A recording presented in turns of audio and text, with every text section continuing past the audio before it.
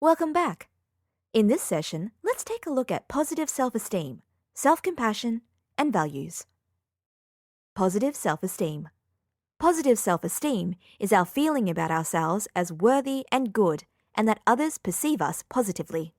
It is important that we have a positive self-esteem that goes hand in hand with realistic optimism.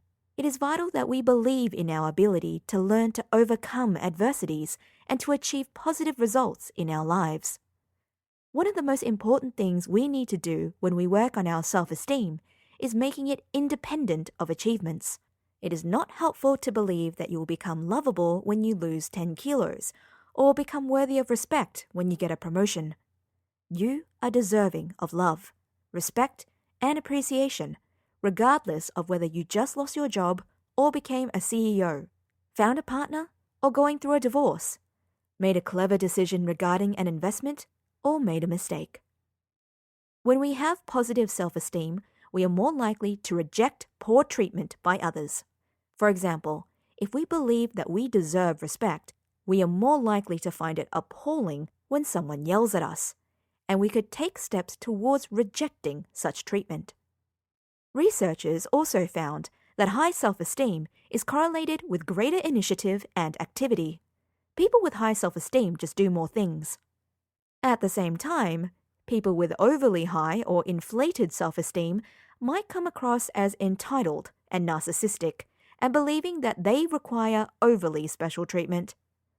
So, high and positive self-esteem is important. However, don't go overboard with it. Having humility is equally as important. James Kerr, in his book Legacy, explains how humility is deeply embedded in All Blacks culture. Humility is a feature of a well-adjusted character. True excellence begins with humility, with a humble willingness to sweep the sheds. Resilience. And of course, we need to look at the way we help ourselves to build resilience. Resilience is not static, but rather a dynamic factor. Sometimes we can be very low, our resilience almost exhausted, and sometimes we can work on strengthening it. Overall, our resilience is considered to be our ability to bounce back from difficult situations, our ability to persevere and not be crushed under the pressures of life. You know that on some days, you might feel like you can take on the world, and other days you might be close to losing it if you can't find a parking spot at a local supermarket. I want you to know that you are already ahead of the game with having done some work on realistic optimism and self-esteem. What you can do now is strengthen your optimistic beliefs using self-instruction training. Prior to exercise, say, "It can be tough, but I can do it." During, say, "Yes, it's a good challenge. Just keep calm and steady." And after, "Great job, you did it." Continue developing your moral strength, deciding in advance, have a system for self-correction, adjustment, forgiveness, and persist in the pursuit of excellence, not perfection. Pursuit of perfection might heighten our anxiety. Just do your best. Keep working on your skills. Maybe you are great at training, but what about your relaxation and leisure routine? Maybe you don't rest enough. Maybe you are exhausted and sleep deprived. Where else do you need to develop skills? Embrace change. For example, when the whole world turns upside down during the time of lockdowns and social isolation, some people are still running marathons in their apartments. If this is not adaptability and flexibility, I don't know what is. Despite making great efforts in resilience building, nurturing ourselves, and working hard to achieve our goals, at times we can still not achieve our goals and struggle with making mistakes. Sometimes we are so disappointed that we hate ourselves or the world, or feel self-pity. None of these are helpful. Self-compassion. What is helpful is to actually use self-compassion to help us to get back on track to achieve our goals. The research is very clear about negative effects on our mood when we are overly critical of ourselves, or simply dismiss and avoid dealing with disappointments. Research is overwhelmingly in support of self-compassion. In fact, It demonstrates that we are more likely to return to our exercise routine, modify, show flexibility in adapting, and to help ourselves to take steps towards achieving positive results. Often, people confuse self-pity and self-compassion.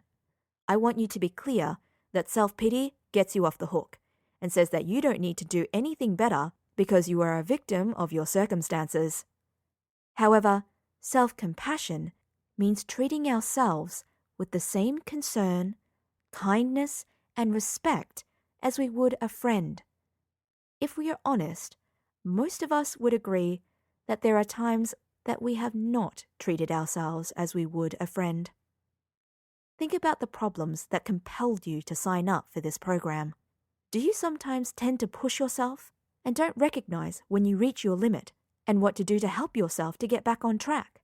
Do you ever feel self-loathing or put yourself down for making mistakes? When we are overly critical and not very compassionate, we display a lack of concern for ourselves, a lack of respect for ourselves, and a lack of kindness.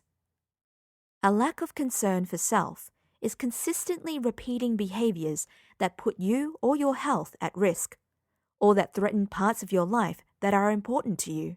For example, your job, marriage, relationship with others, your financial stability. A lack of respect for self is consistently making decisions that are not in your best interest or repeating patterns of self-destructive behaviors that are harmful to your body, your brain, or your emotional well-being, or repeating behaviors that conflict with your personal values. A lack of kindness towards self.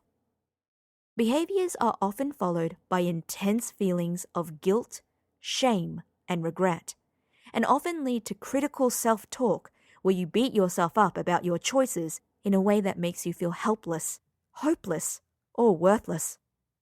Dr. Kristen Neff is a psychologist from the University of Austin, Texas's team who has done extensive research into self-compassion and helped to provide a framework for understanding and applying the research on self-compassion to people's lives.